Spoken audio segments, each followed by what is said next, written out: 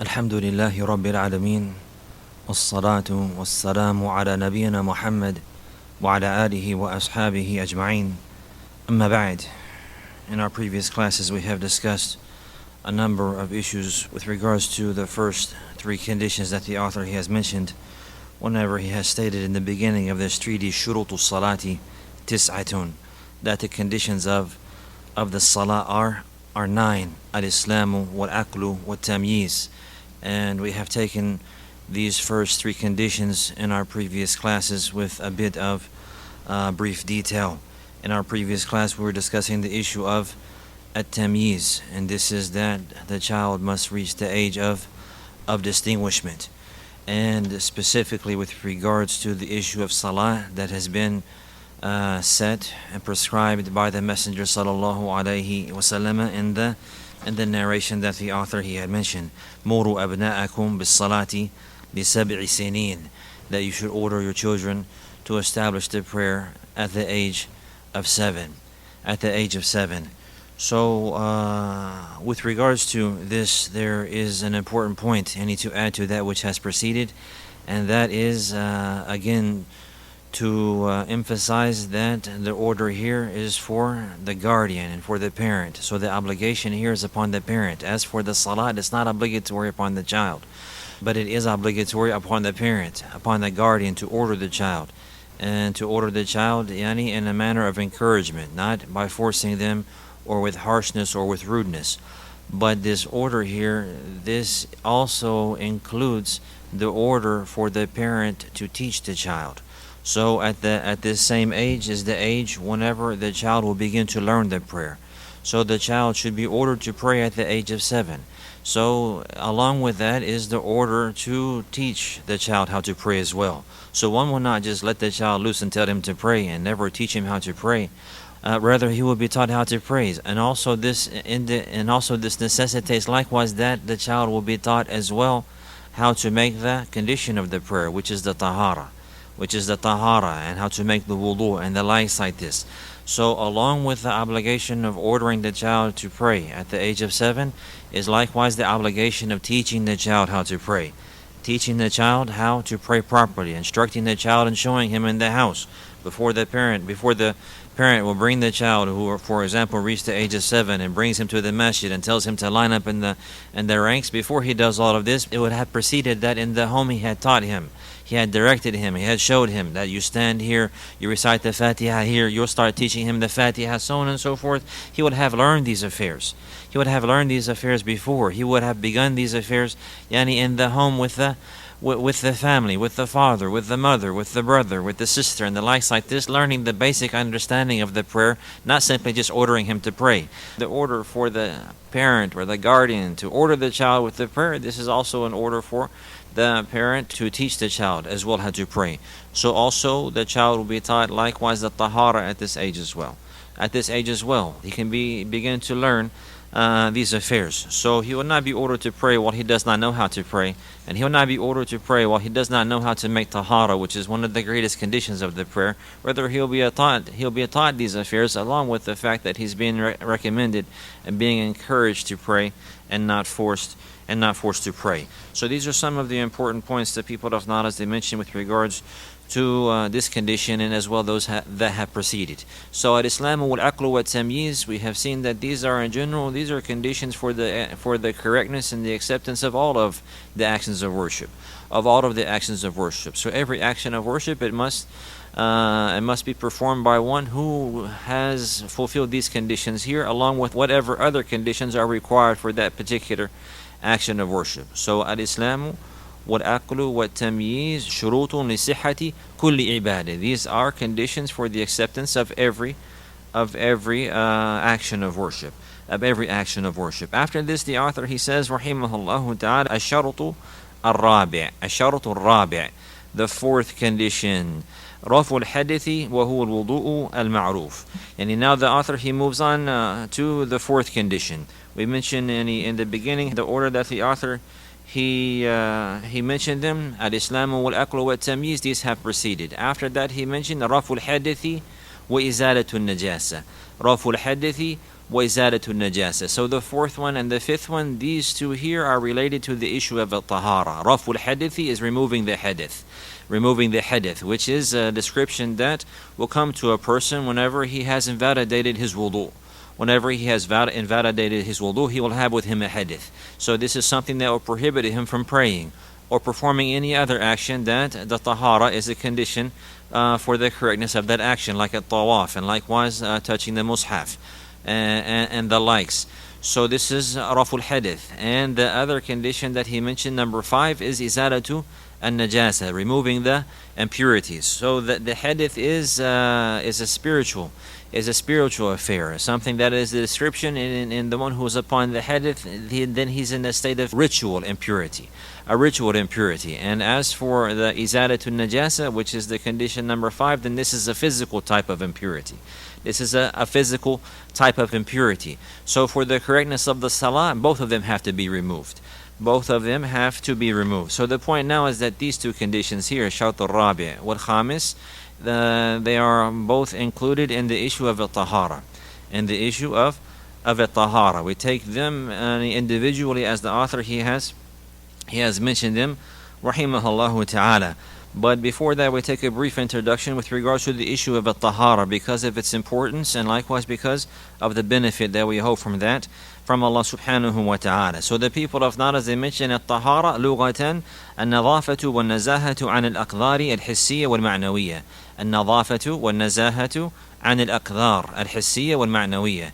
Al-tahara linguistically it means purification.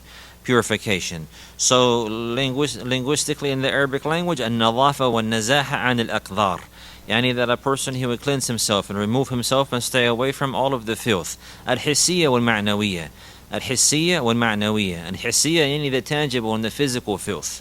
The tangible and the physical filth, like urine and like feces, akramakumullah. Wal-ma'nawiyya, and likewise the spiritual filth as well.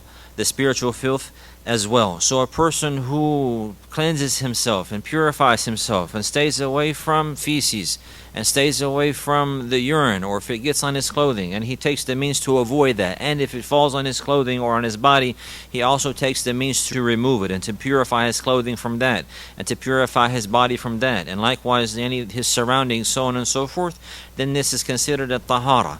This is considered a tahara, and this type of person, he's mutatahir or tahir, and he is somebody who is upon tahara and cleanliness. He's upon purity and cleanliness. Likewise, a person who avoids and stays away from shirk, major shirk and minor shirk. A person who turns away from riya, showing off, and sum'ah, wanting to be heard. All of this is likewise a type of tahara. A person who purifies himself from jealousy and envy. He purifies his soul. يطهر نفسه من الأخلاق الرذيلة.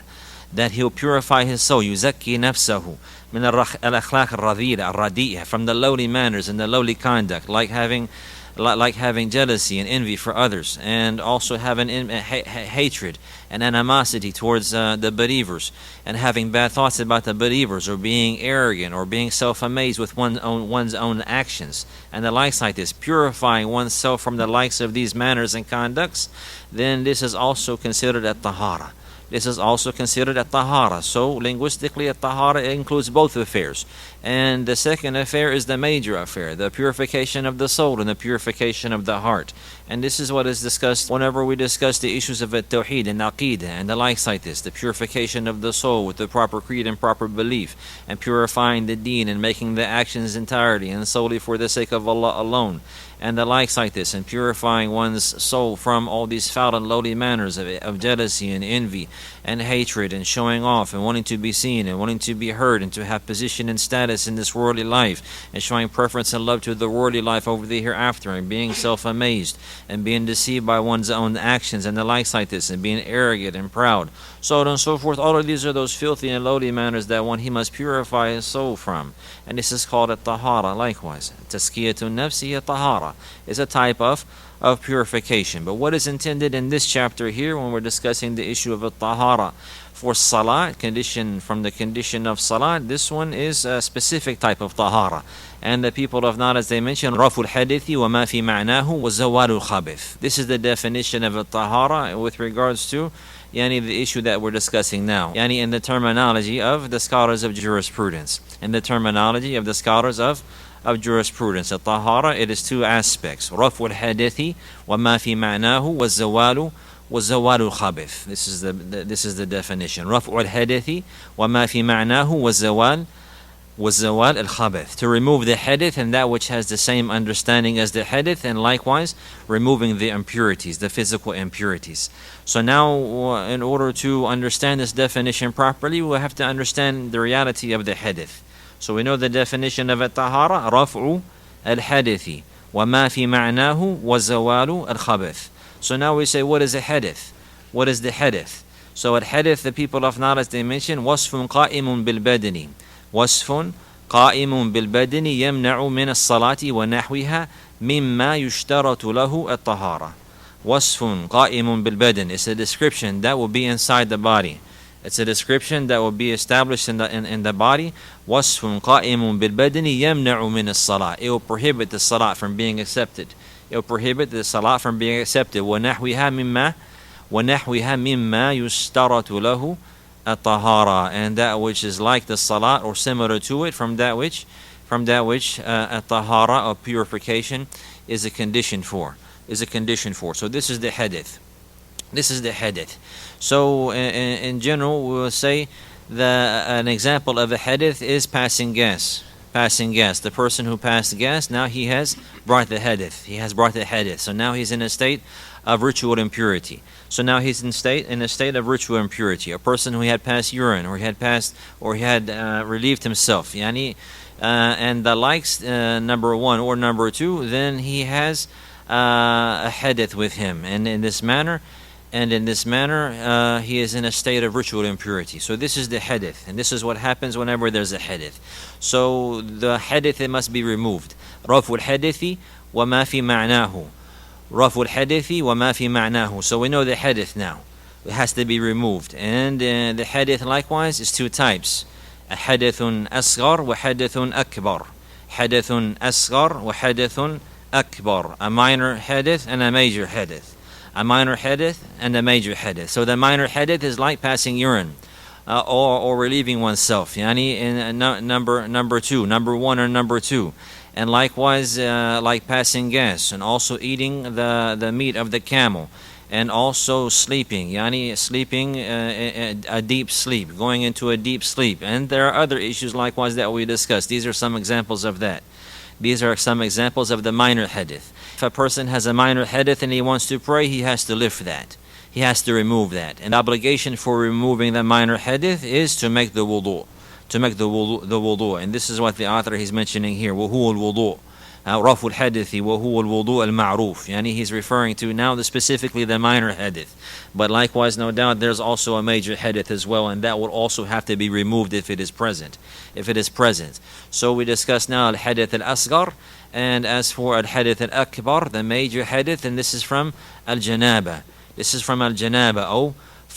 Or from al-hayd or al-nifas. From janaba, a person being in the state of sexual impurity, or from the hayd, from the menses, or from the nifas, from the blood after giving birth, either from the blood of the menses or from the blood of giving birth, or from being in a state of sexual impurity, So the one of these affairs have occurred with him, now he is upon a major hadith. And the obligation in removing this hadith is al-ghusl. Is to make the legislative ghusl, and bathing the entire body. So the one who has the minor hadith, the obligation to remove that is to make wudu. And the one who has the major hadith, the obligation to remove that is to make the ghusl. So this is the issue of رفع الحدث وما في معناه. رفع الحدث وما في معناه, to remove the hadith and that which has the meaning of that. So this is the definition of at-tahara, of the legislative understanding of purification. Removing the hadith and also that which has the same meaning of that. So for example, whenever a person, he has a minor hadith and then he makes wudu, it's from the sunnah of the Prophet ﷺ to wash the body parts three times. except for the head, because the head is not washed, rather it is wiped. But as for those body parts that they're washed, then they are washed 3 times. This is the sunnah of the Prophet sallallahu alaihi wasallam. We'll find that the obligation, bi'idhnillahi ta'ala, when we move to the next portion, the obligation is to wash these body parts 1 time. Is to wash these body parts 1 time. And in this manner, the hadith has been removed. Rufi al-hadithu bil-ghasli al-awwal. Bil-ghasli al-awwal. The hadith is removed in the first washing. But the second washing is considered tahara, and so is the third washing. But there's no hadith being removed. The hadith is already moved in the first washing. But now he's washing a second time and a third time because this is the sunnah. Is the second washing considered tahara? Is the third washing considered tahara? Yes, it's considered tahara. So therefore, the most complete and concise definition is to say, رَفْعُ الْحَدِثِ وَمَا فِي مَعْنَاهُ. رَفْعُ الْحَدِثِ وَمَا فِي مَعْنَاهُ. Removing the hadith which occurred in the first washing, and that which has the meaning of that likewise, or that which is included along with that ruling, and that would include the second washing and the third washing. The second washing and the third washing. And this is what is this is the second washing and the third washing. This is وَمَا فِي مَعْنَاهُ. يعني وَمَا فِي مَعْنَا رَفْعِ الْحَدِث. It has the same meaning as removing the hadith. And he's similar like that. Likewise, تجديد الوضوء. تجديد الوضوء. Somebody, for example, he made wudu at dhuhr time. He made wudu at dhuhr time, and he prayed dhuhr with that wudu. And then he kept his wudu all the way till asr time. All the way till asr time. He does not have a hadith with him. He does not have a hadith. He's upon wudu. But it's a sunnah for him, and yujaddida wudu'ahu. It's a sunnah for him. It's recommended for him that he will renew his wudu for the new prayer. For the new prayer, which is the asr prayer. It's a sunnah for him, but not obligatory. So here there's no hadith there in the first place. Whenever he's renewing the wudu, it's called tajdeed. It's called tajdeed al-wudu, to renew the wudu. So he already has wudu. He does not have a hadith. So is tajdeed al-wudu, is this called tahara? Is this called tahara? Huh? Naam, it's called tahara. And it is included in the definition of a tahara in the statement of the fuqaha, وَمَا فِي مَعْنَاهُ. رَفْعُ الْحَدِثِ وَمَا فِي مَعْنَاهُ. رَفْعُ الْحَدِثِ وَمَا فِي مَعْنَاهُ. So all of this is considered tahara. So this here is an action of worship. Barakallah fikum. So all of this is considered an action of worship. The 1 time is an obligation. Washing it 1 time, for example, is an obligation, and other than that is a sunnah. So it will be even more perfect. It will be perfected in a greater manner, and the reward will be greater. The reward will be greater. So indeed it's included in tahara. It's included in tahara. It's something beloved to Allah Azza wa Jal. Likewise, renewing the wudu in this manner. Renewing the wudu for another obligatory prayer. A person, he already has wudu, but then he prayed with that wudu before an obligatory prayer, and now he was going to pray another obligatory prayer. So it's a sunnah for him to renew his wudu. And this is a type of tahara. And it is an action that is pleasing to Allah. And indeed, وَإِنَّ اللَّهَ يُحِبُّ التَّوَّابِينَ وَيُحِبُّ الْمُتَطَهِّرِينَ. And Allah, He loves those who repent to Him, and He loves those who purify themselves. And this is an indication to that which has preceded both aspects of at-tahara. Allah, He loves those who purify their souls with sincere repentance and turning away from shirk and disbelief and hypocrisy and sins and the lowly ways and manners. And He loves those who purify themselves physically, purifying themselves by making the wudu and by making the ghusl, and likewise keeping their body and their clothing clean, and the places that they reside, and so on and so forth. So this is the first aspect of at-tahara. This is what the author is referring to here in Ash-Shart al-Rabi'. Rafu al-Hadith. So this is the first aspect of at-tahara. The second aspect is وَزَوَالُ الْخَبِثِ. وَزَوَالُ الْخَبِثِ, and removing the filth. And this is what the author he's referring to in Ash-Shart al-Khamis. Ash-Shart al-Khamis, the fifth condition. وَزَوَالُ الْخَبِثِ. Whenever he says وَإِزَالَةُ النَّجَاسَةِ. The fifth condition, the author he said إِزَالَةُ النَّجَاسَةِ, removing the najasa. Removing the najasa. So the khabith is najasa. Al-khabith wa najasa. An-najasa. So zawal al-khabith, this is that for the tahara, the najasa, it has to be removed. So the feces or the urine and the likes like this, or anything that's considered itself to be najis, it has to be removed. It has to be removed with water or with anything else that will remove it. With water or anything else that will remove it. But in this expression that the people of knowledge they use, barakallah fikum, in this definition, rafu al-hadith was zawal al-khabith, Rafa'a is a verb that requires someone to perform the action, a fa'il, and likewise the maf'ul bihi. And it's called al-fi'l al-muta'addi.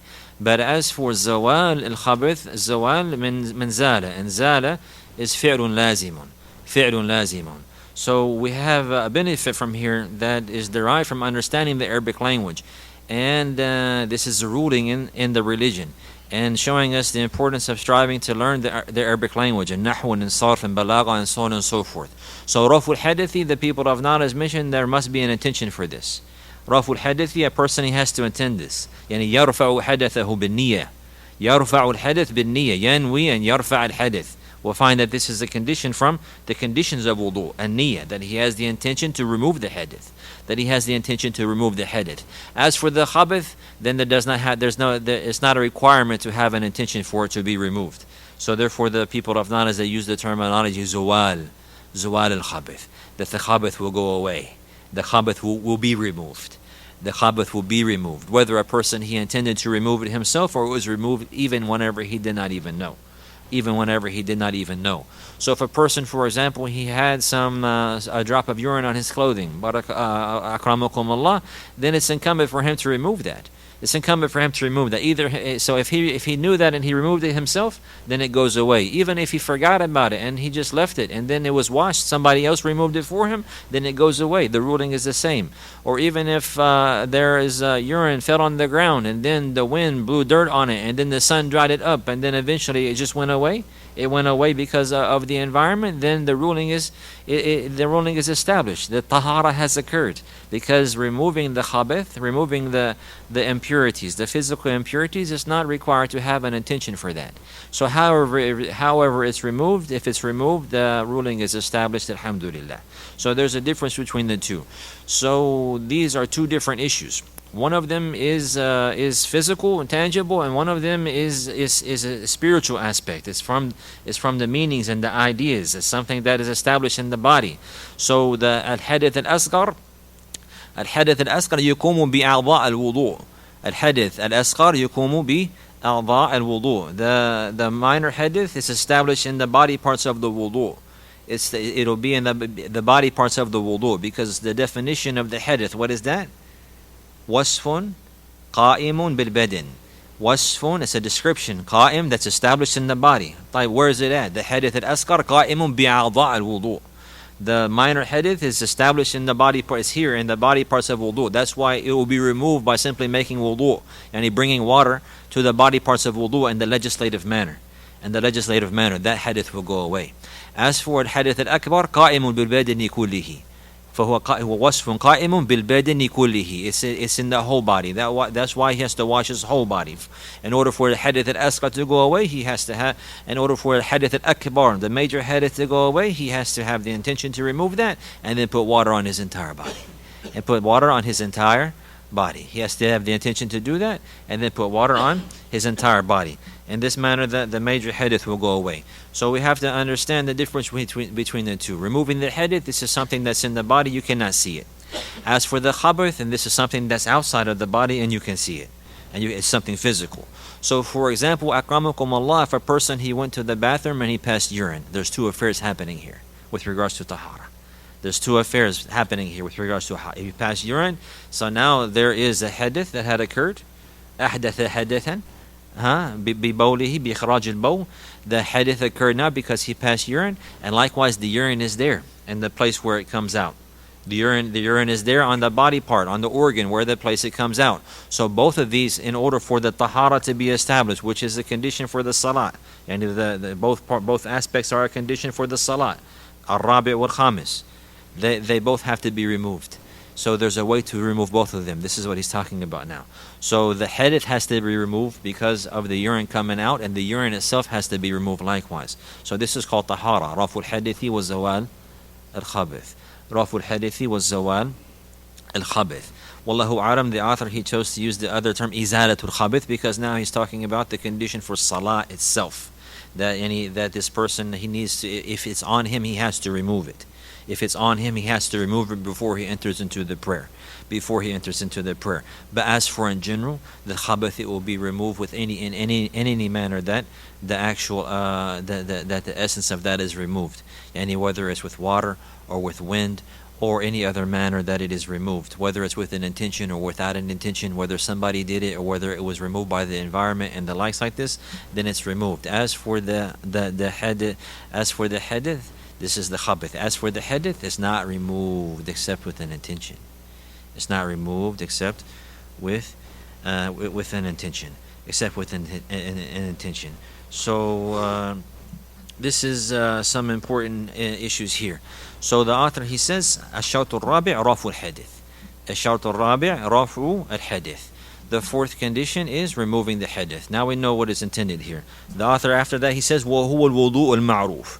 And this is the well-known wudu. So therefore he's referring to rahimahullah to al-hadith al-asghar. Al-hadith al-asghar. Because if the one who has the hadith al-akbar, then the wudu is not going to remove that. The wudu is not going to remove that. So he's summarizing for us, or he's mentioning that which is most common and making it easy and facilitated, and not going to details. But we will go to some of these details. But also, some of the fuqaha, they will mention a qaid here, which is very important and very beneficial in this issue. And they say about this condition here, the tahara, they will summarize the issue and both of these conditions in one word, tahara. At-tahara, yani the condition of at-tahara. So whenever we say min shurut as-salat at-tahara, what do we understand from that? Rafu al-hadithi wa zawal al-khabath. Rafu al-hadithi wa izalatu najasa. That a condition for salah is tahara from both aspects. That he has to remove the hadith, and likewise the body and the clothing and the place that one is praying has to be cleaned. But the qaid, or the restriction, that some of the people of knowledge, they mention whenever they discuss this issue, they say at-tahara ma'a al-qudra. At-tahara ma'a al-qudra. To make tahara for the one who has the ability. And this is very important, because maybe sometimes a believer, he will find himself in a situation where he does not have the ability. To make tahara. And some of the Muslims, they make a mistake here, and they will leave off the prayer. Because they know that at-tahara binaw'iha is a condition for the acceptance of the prayer by consensus of the ulama. By consensus of the ulama. The Prophet sallallahu alaihi wasallam said, "Inna Allah la yakbaru salata ahadikum idha ahdatha hatta yatawadda." That indeed Allah, He does not accept the prayer of one of you if he makes the hadith until he makes wudu. And the Prophet sallallahu alaihi wasallam, he said, "La yakbaru Allahu salatan bighayri tuhur." La yakbaru Allahu salatan bighayri tuhur. That Allah, He does not accept the prayer without tahara. Without tuhur, yani without tahara. The first hadith is from the hadith of Abi Hurairah radiyallahu anhu, muttafaqun alayhi, and the second hadith is from the hadith of Ibn Umar radiyallahu anhuma in Sahih Muslim. So no doubt this is definitely a condition for the acceptance and the correctness of the prayer. لكن هذا شرط يكون مع القدرة مع الاستطاعة, يعني according to a person's ability. So the one who has the hadith, or the one who has with him najasa, he has either the spiritual impurity, the ritual impurity, or he has a physical impurity with him, it's incumbent for him to remove that. So if he has water, he has to use water. If he does not have water, or he's not able to use water for whatever the reason, then he will use tayammum. He'll use the pure dirt to make tayammum. So the one who has water, he has to use water. The one who has water, but he is not able to use water for whatever the reason, maybe it would harm him, or the circumstance that he's in is harmful for him, then he will make tayammum in place of the water. And the one who doesn't have water, then he will make tayammum in place of the water. And the one who does not have water, nor does he have pure earth to make tayammum with, then he will just pray in the manner that he is. He'll pray in the manner that he is. It's an obligation for him to pray on time, in the proper time, even if he's not able to remove the hadith, even if he's soiled in feces or in urine. But he's not able to move. For example, maybe he's sick, Maybe he's sick in the hospital and there's no one who can purify him or clean him, and there's no one there to come and to make wudu for him. And if there's somebody that will make wudu for him, he will intend to make wudu, and somebody will come and put the water on his body parts. For example, he can't move, he's paralyzed. Somebody who's paralyzed, he cannot move. And there are believers that are like this. There are believers that are like this. May Allah cure the sick Muslims and grant all of us and our loved ones good health, and to make us from those who are thankful. From those who are thankful. Many believers are tried with the likes of these affairs. So some of them, they're facing this. He cannot move. So therefore, he will need somebody to make wudu for him. He'll make the intention and they'll put the water in the place that it goes. Or they will need somebody to remove the najasa for them. But if they do not have that person to do that, and the time is going out, then they will pray how they are. Then they will pray how they are. They will pray with the hadith. The hadith will be there, or the najasa will be there, and they will just pray in the manner that they are. So long as that the intelligence remains, the sound mind remains, that they have to pray.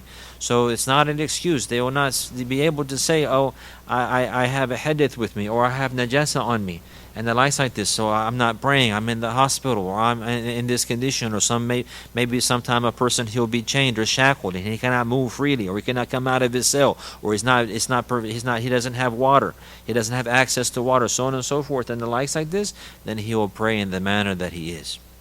He'll pray in the manner that he is in the proper time.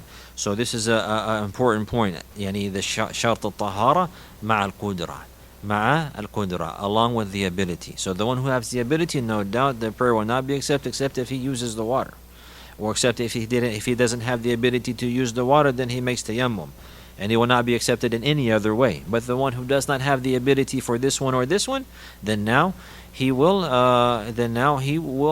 pray in the manner that he is. And Allah subhanahu wa ta'ala, he says, فَاتَّقُوا اللَّهَ مَا اسْتَطَعْتُمْ, and fear Allah as much as you can. Is fear Allah, and fear Allah as much as you can. And the Prophet sallallahu alaihi wasallam, he said, وَمَا أَمَرْتُكُمْ بِهِ فَأْتُوا مِنْهُ مَا اسْتَطَعْتُمْ, and that which I have ordered you to perform, then do it as much as you can. So the person who can do it, he must do it. And the person who cannot do it, then it falls from him, that right, but the prayer does not fall. The obligation of the salah does not fall. The obligation of removing the hadith or removing the impurities, the najasa, this falls. This falls, not the salah. The salah does not fall. The obligation of the prayer remains, in order for that connection to remain, and that right to be established, So this is something that is very important. Is very important. So the author, he says, رفع الحدث وهو الوضوء المعروف. وهو الوضوء المعروف. So he's going to talk about now the wudu. And he says, وموجبه الحدث. And that which requires or necessitates the wudu is the hadith. So we have discussed this issue, the minor hadith and the major hadith, so on and so forth.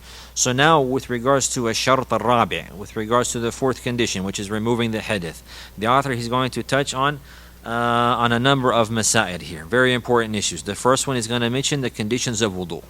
He's going to mention now that we're going to discuss now the conditions of الوضوء. يذكر المصنف رحمه الله هنا في الشرط الرابع 4 مسائل مهمة تتعلق بهذا الشرط. 4 issues that are very important related to this particular condition. The first one is شروط الوضوء. شروط الوضوء, the conditions of الوضوء. And he says that day وشروطه 10, and the conditions of wudu are 10. The conditions of wudu are 10. But whenever we go to number them, we'll see that it's as if, and Allah knows best, the author, he considered طهورية الماء وإباحته to be one condition. But in reality, there are 2. So if we count them in more detail, we'll see that there are 11 conditions mentioned here. We'll see that there are 11 conditions here. So the 10th condition, the author, he mentioned, the 8th condition he mentioned, طهورية ماء وإباحته, as if they're one condition, that the water, it must be pure, and likewise it must be lawful. But in reality, these are 2 different conditions. The water, it must be pure, this is one condition, and likewise the water, it must be lawful. So if we count them as 2 conditions, we don't have 10, we have 11. We have 11. So this is a point here. And likewise, the author, he mentions furud al-wudu. Furud al-wudu. And this is a terminology that many of the people of knowledge, they use here. And what is intended by furud, yani arkan. The furud, that arkan. The arkan. We have discussed the arkan here. The word furud really is the plural of fard. The fard and the furud. Fard al-wudu, or furud al-wudu, or fara'id al-wudu. These are the obligatory actions. But what is intended by the word obligatory here is the arkan. The arkan. So the furud, they are arkan. They're actually part. They're obligatory actions that must be performed, and they are part of the actual wudu. And they're a part of the actual wudu. So the author, he mentioned that there are 6. The author, he mentioned that they were 6. If we go into detail, we'll find that they are 8. And then he mentioned likewise the issue of the wajibul wudu. Wajibul wudu, he mentioned that the wajib is 1. The obligation is 1. And then he moved on to the 4th mas'ala, and that is nawaqid al-wudu. Nawaqid al-wudu. So in this condition here, the author, he branched off because of its importance, and this is a very beneficial methodology likewise, making the treatise still concise, but also it's inclusive and encompassing of the most important issues related to the topic. So again, in this condition, we discuss the conditions of wudu, and the pillars of wudu, and the obligation of wudu, and the invalidators of al-wudu. All of this is related to the condition number 4, which is removing the hadith, tahara. Ahsanta, removing the hadith, the specific aspect of tahara, removing the hadith. So again, the author, he mentioned الشرط الرابع رفع الحدث وهو الوضوء المعروف. The 4th condition, removing the hadith, lifting the hadith, and it is the well-known al-wudu, the well-known ablution. وموجبه الحدث, and that which requires and necessitates, and it makes this obligation, is al-hadith. وشروطه عشرة, and its conditions are 10. Any of the conditions of wudu. So now the topic moves on here, and to branch off to the conditions of al-wudu. The conditions of al-wudu. So he says, al-islamu wal-aqlu wa-tamyiz. Al-islamu wal-aqlu wa-tamyiz. Again, these are those first 3 conditions that have preceded. And he mentioned them here again because wudu is ibadah. Wudu is an action of worship. So it has preceded that these are 3 conditions for the correctness and the acceptance of every action of worship. So therefore, since al-wudu is an action of worship, then likewise al-islamu wal-aqlu wa-tamyiz are all shurut, conditions for the correctness of the wudu. So the issues with regards to these conditions, they have preceded. Number 4, he mentions an-niyya. وَالنِّيَّةُ وَاسْتِسْحَابُ حُكْمِهَا بِأَلَّا يَنْوِيَ قَطْعَهَا حَتَّى تَتِمَّ طَهَارَتُهُ. So now he mentions the 4th and the 5th condition. وَالنِّيَّة means the intention. وَاسْتِسْحَابُ حُكْمِهَا, and also that the person will keep that intention. He will carry that intention all the way until he finishes making the wudu. بِأَلَّا يَنْوِيَ قَطْعَهَا حَتَّى تَتِمَّ طَهَارَتُهُ. So here are 2 conditions here, the 4th one and the 5th one. The first one is an-niyya, and the second one is istishabu hukmiha. An-niyya is the intention, and the second one is, or the 4th one is an-niyya, and the 5th one is istishabu hukmiha. That a person, he will have the intention to make the wudu, and that intention will continue with him all the way until he finishes making wudu. And the author, he says, بِأَلَّا يَنْوِيَ قَطْعَهَا حَتَّى تَتِمَّ طَهَارَتُهُ, meaning that he will not break his intention until he finishes making wudu. So for example, if a person, he intended to make wudu, he came to make wudu. He started making the madmada. He started washing his mouth and washing his nose and washing his face. And then whenever he gets to his hands, he says, "You know what? I'm not gonna make wudu now. It's not time for salat. Salat is later. I'm not gonna make wudu now." So then he turns away, and he's not going to make wudu. And then he remembers that he wants to read the Quran. So he needs to have wudu to touch the mushaf. So then he turns around and comes back. So what is the obligation for him now? He can just finish his hands and finish the wudu, or he has to start over. Because the niyyah, it has to be from the beginning to the end. He has to carry that intention from the beginning to the end, meaning he can't break the intention.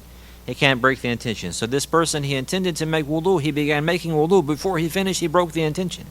He broke the intention. So therefore, whenever he broke the intention, the action of worship has been invalidated. So then he wants to return back to the wudu. He's not able now to just continue from where he left off. We wouldn't say to him, continue where you left off. Oh, you stopped washing your hands. Finish washing your hands and then complete the wudu. You're all good. And maybe even it was just a moment. Maybe his face is still wet. For example, his face is still wet. He's got his hand wet and everything. But he turned away. In his heart, he turned, no, I don't want to make wudu now. I'm not going to make wudu. I will make wudu later because of this and that, whatever his reason may be. In any case, he cut his intention and turned away from that. And then he remembered, actually, he wants to make wudu. So then he came back and in his intention. So this will not be correct. This will not be correct because from the condition of the correctness of the wudu is an-niyyah wastishabu hukmiha. That the ruling of the niyyah must continue with the person until he finishes. Meaning that he will not break his intention until the tahara is completed. Until the tahara is completed. We understand that? This is what is intended by that fifth part. So that is clear. Istishabu hukmiha. But the issue of the niyyah is important. The issue of the niyyah is important. The Prophet ﷺ, he said, إِنَّمَا الْأَعْمَالُ بِالنِّيَّاتِ إِنَّمَا الْأَعْمَالُ بِالنِّيَّاتِ وَإِنَّمَا لِكُلِّ امْرِئٍ مَا نَوَى. That the deeds, they are based upon the intentions, and every individual, he would have what he intended. So a person who intended to remove the hadith, and need to make wudu, then he will have wudu. He will have wudu. So just to emphasize, or to clarify, or to remind, we were talking about tahara in general. And then tahara is two aspects, and likewise there's a major hadith and a minor hadith, but the author, he's talking about now wudu. So now we're talking about the minor hadith, removing the minor hadith. We're talking specifically now about the conditions of wudu. So we don't want to mix in our minds that which has preceded with that which is coming. Everybody with me? So we're making wudu now, the conditions of wudu. So now if we're talking about a hadith, we're talking about a minor hadith. We're talking about a minor hadith because that is what is removed by the wudu. So a person who intended to make wudu, he intended to remove the hadith, and he made wudu, then he has what he intended, and his hadith will be removed. But somebody who intended, for example, to clean his body, he didn't intend to make wudu, then he's not going to have wudu. The hadith will not be removed. Somebody who was very hot, he wants to cool off. He's making wudu, he's doing the ritual of wudu, but then his intention is to cool off. He's very hot. He starts washing his hands, washing his face, so on and so forth, and his intention is just to cool down. So if he had a hadith, the hadith will not be removed. إِنَّمَا الْأَعْمَالُ بِالنِّيَّاتِ وَإِنَّمَا لِكُلِّ امْرِئٍ مَا نَوَى. So this is an important point here. So the one who wants to have the wudu, then he has to have the niyyah. So what is intended here specifically in this chapter by the niyyah? What is intended by the niyyah here? رَفْعُ الْحَدِثِ. نِيَّةُ رَفْعِ الْحَدِثِ. That the person, the niyyah here, what is intended in the condition, and the condition from the conditions of wudu is an intention. What is intended by the intention here is to remove the hadith. So a person, he has to have the intention to remove the hadith. He has to have the intention to remove the hadith. So the intention, the people of knowledge, as they mention in general, is in two aspects or two types. An-niyatu naw'ani. An-niyatu naw'ani. The niyyah is two types. Niyatu al-ma'muli lahu wa niyatu al-amal. Niyatu al-ma'muli lahu wa niyatu al-amal. Niyatu al-ma'muli lahu yani al-ikhlas. This is what is intended, and this is a condition for the acceptance of every action of worship. Al-ikhlas. That is done sincerely and purely for the sake of Allah. This is an intention. So this is called niyatu al-ma'muli lahu. The intention for the one that the action is being performed. And who is the person performing the action for? Who is the person performing the action for? If it's an action of worship, it must be performed for Allah alone and no one else. Hoping for the reward from Allah alone. Hoping for the pleasure of Allah alone. Hoping for acceptance from Allah alone. Not wanting anything else. If it's an action of worship, then it must have this intention here. Niyatul ma'muli lahu. It's also known as al-ikhlas. It's also known as al-ikhlas, sincerity and purity of intention. That's not what is intended here in the intention. But although that is no doubt a condition for every action of worship, what is intended here is niyatu al-amal. Niyatul amal, the intention of the action. The intention of the action. So this type of intention here, barakallahu fikum, it has a function. It has a function. وظيفة النية نية العمل التمييز. tamyiz with ta'yin, to distinguish and to identify. To distinguish and to identify. So the intention here, it distinguishes and identifies the actions. Are they actions of worship, or are they actions of customs and cultures and everyday affairs? So there's a difference between removing the hadith, and there's a difference between cleaning the body parts. And there's a difference between removing the hadith, and there's a difference between putting water on a person's body in order to cool down. So to cleanse one body parts, this is good. And likewise, to cool down is something beneficial. But these are called adat. These are everyday actions, and they're not actions of worship. As for removing the hadith, this is an action of worship. What is going to identify these affairs or distinguish between these affairs? It is the intention. Likewise, with regards to the aspect of actions of worship, the niyyah also tumayyizu al-anwa', tumayyizu fard and al-nafl. The intention is going to also distinguish the types of actions of worship, whether it's an obligation or whether it's a non-obligation. This is all distinguished by the intention. For example, somebody in the morning at the time of Fajr, the adhan of Fajr has been made. He prayed 2 rak'ah, and then he prayed 2 more rak'ah. Maybe somebody could recite the same exact recitation in both sets. And the first 2 he recite Kafirun and Qul Huwallahu Ahad, and the second 2 he recite at Kafirun and Qul Huwallahu Ahad. But these are 2 completely different prayers. What distinguishes them?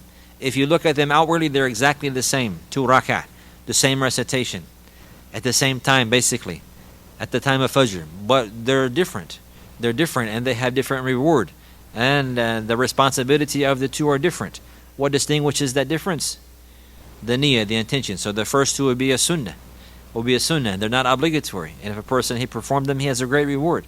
But it's not incumbent upon him. He's not held accountable for leaving them. And the second 2 are an obligation. He must perform them. He must perform them. It's an obligation, and the reward for them are greater, and they're more beloved to Allah Azza wa Jal. So that which distinguishes between the 2 is the niyyah. So this is in general the niyyah. This is called niyyatul amal, the intention of the action. So here the action is an action of worship. So he has to identify that. What does he want from this? He's cleaning he's making movements. He's cleaning himself. He's using the water in this particular manner. What does he want from that?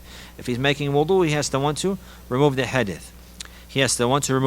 So the intention for what is intended from the intention, yani raf al-hadith, niyatu raf al-hadith. This is something that shouldn't be hard. So whether a person, for example, he intended to remove the hadith, or he intended to make wudu, or he intended to pray, in his mind he didn't think about hadith. He's not thinking about having a hadith in his body. He's not thinking about this whatsoever. Rather, he's thinking about salah. He wants to pray. So if you ask him, why are you making wudu? He said, because I want to pray salah. It's time for fajr. Is the hadith removed? His intention is not to remove the hadith. His intention is to pray. Is the hadith removed? Yes, it's removed. The hadith is removed. So whether he intends to remove the hadith, or he intends wudu, or he intends to do an action that the wudu is required for, all of this is considered the same. So he should not go to extremes in the intention. So if he intended to make wudu just for an obligatory action, or he intended to make wudu for a non-obligatory action, then the hadith is removed. For example, right now, somebody came in the masjid, he made wudu with the intention to pray sunnah, tahiyyat al-masjid. In his mind, he came in the masjid, his intention, he's making wudu, his intention to make wudu because he wants to pray tahiyyat al-masjid. Is it obligatory? No, it's not obligatory. After that, he sits down in the class, and then the adhan is made and the iqamah is made for Isha.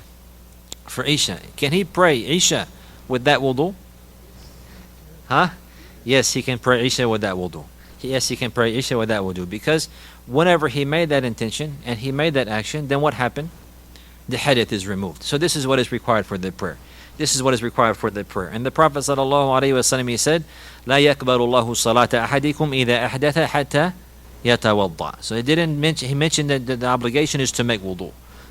So if he made wudu, whether I have the intention to make wudu, whether one he has the intentions to make wudu or to remove the hadith, or to do a particular action of worship that requires that the hadith be removed, whether it's obligatory or non-obligatory. All of that removes the hadith, and he's able to do whatever is required for the hadith to be removed with. And he's able to pray obligatory prayer, non-obligatory prayer. He's able to sit in the masjid. He's able to recite the Quran and touch the mushaf. He's able to make tawaf with all of that, with the same intention. So it's easy for him. It doesn't require for a person to go into extremes, and the intention is in the heart. It's not something that is pronounced. A person, he will not pronounce, I intend to make wudu to pray salat fajr on the day such and such and such. This is all an innovation.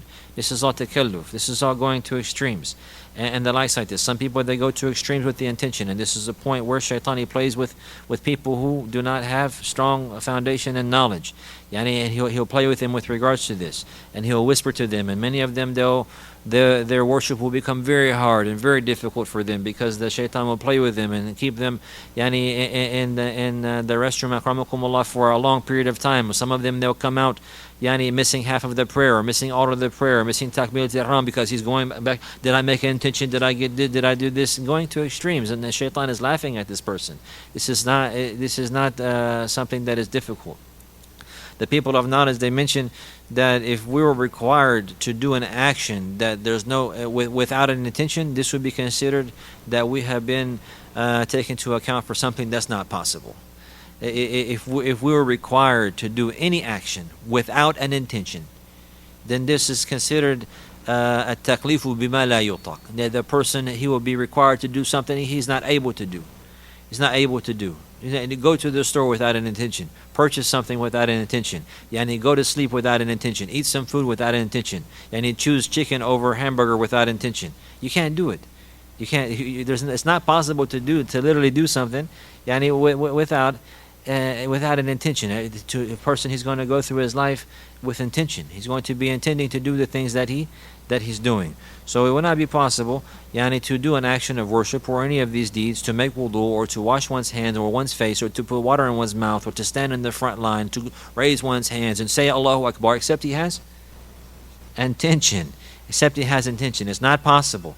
It's not possible. He left his house, he came all the way to the masjid, and he has wudu, and he's standing in the front row behind the imam. He said Allahu Akbar, raised his hands to his head, and then he thinks he doesn't have the intention. Oops, I don't have the intention. Allahu Akbar again.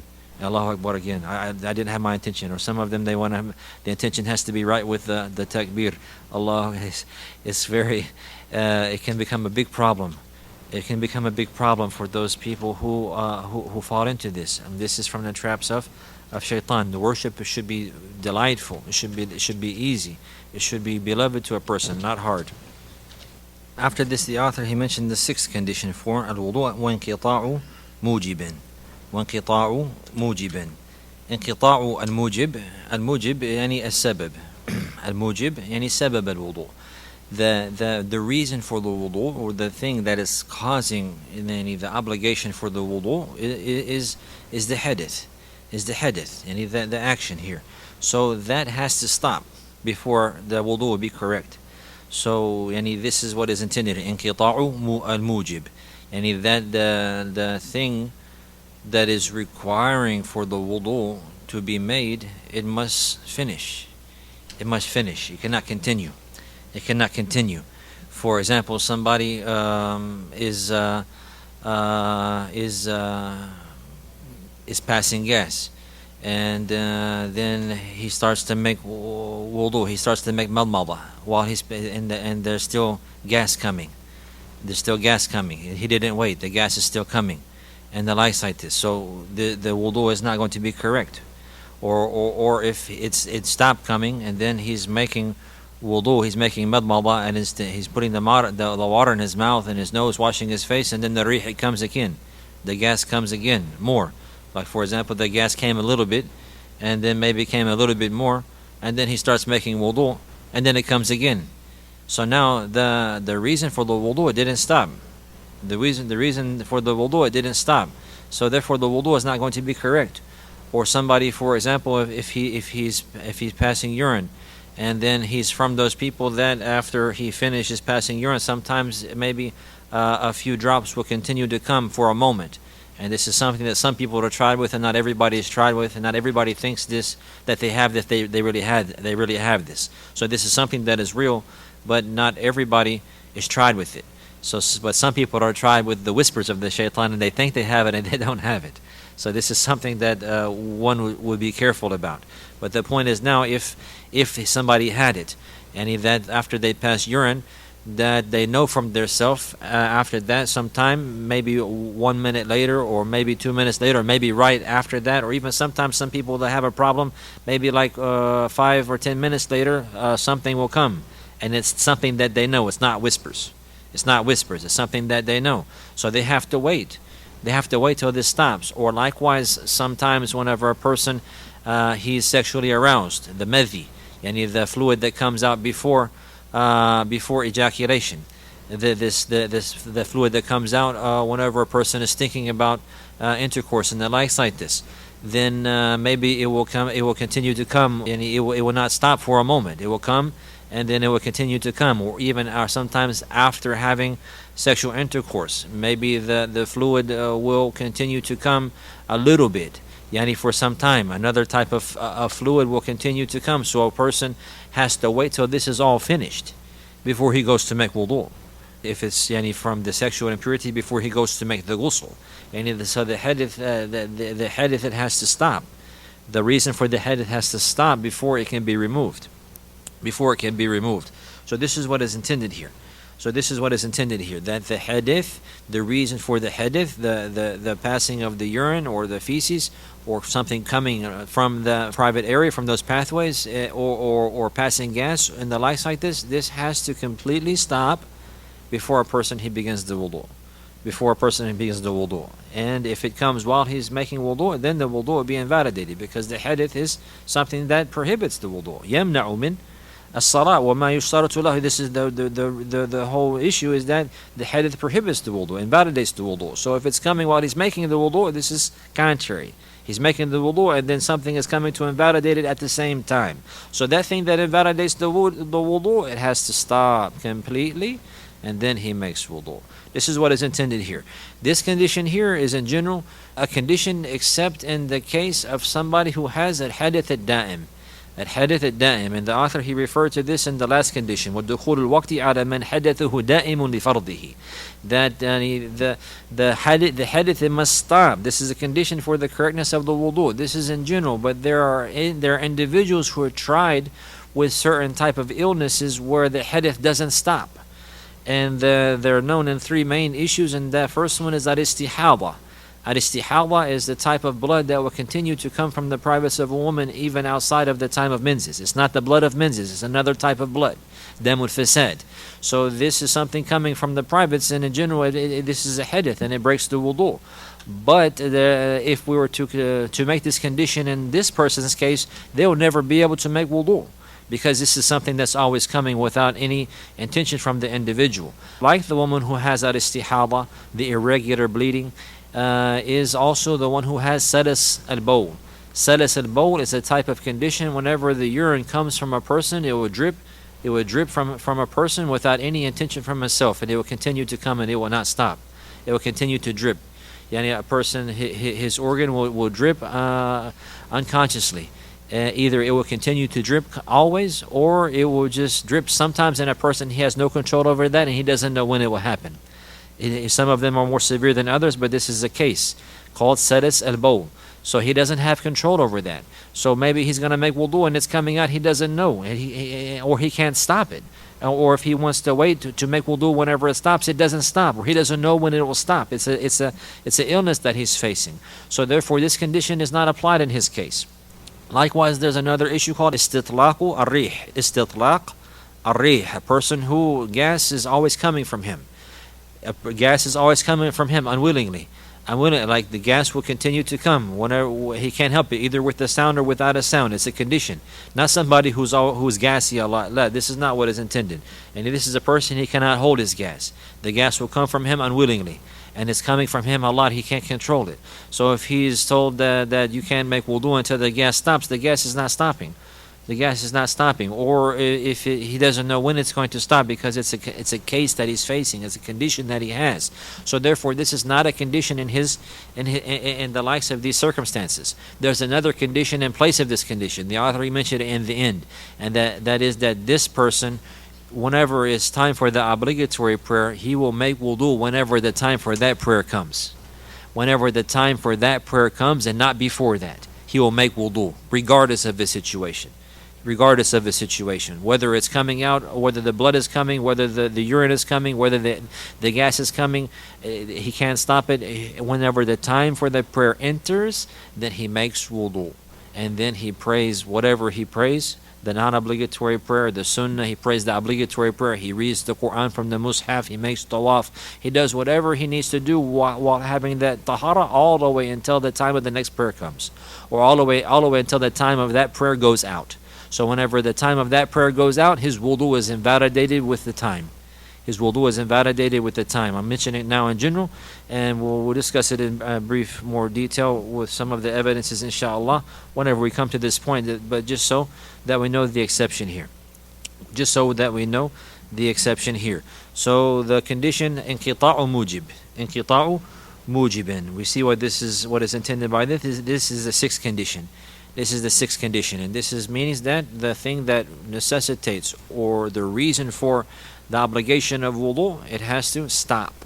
It has to stop. And this is general in the case of those people who are not tried with the likes of these affairs.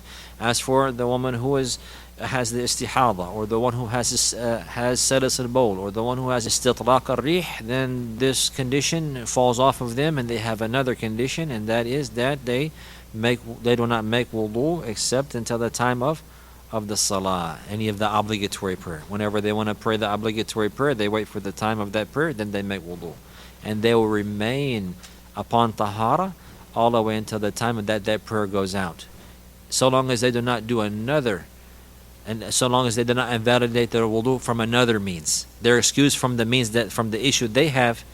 They're excused from the issue they have, but not from the other affairs. So, for example, the one who has salas al-bawl, the urine is coming from him constantly, unconsciously, yani unwillingly, then he's excused for that. So he makes wudu even if it's coming out while he makes wudu. He prays even whenever it's coming out. So what he will do, he'll clean himself first and then make wudu, or clean himself and put something on his private to help keep it clean and keep his body clean. But even if it got on his body, even if it got on his clothes, even if it's coming out in the middle of his salat, he continues to pray. He's upon tahara. He's upon tahara so long as the time remains. So long as the time remains. But if he passed gas, now he's not excused for this one. He's excused for the issue.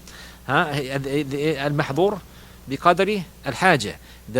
He's allowed these affairs here. They're allowed for him according to his needs. So he's allowed the issue that he's facing. So that doesn't break. The urine doesn't break his tahara, because he has a problem with that issue. As for gas, or sleeping, or eating the meat of the camel and the like, that will break his wudu. That will break his wudu. We discuss this in a bit more detail, inshallah, whenever the point comes. هذا وصلى الله على نبينا محمد وعلى آله وصحبه وسلم.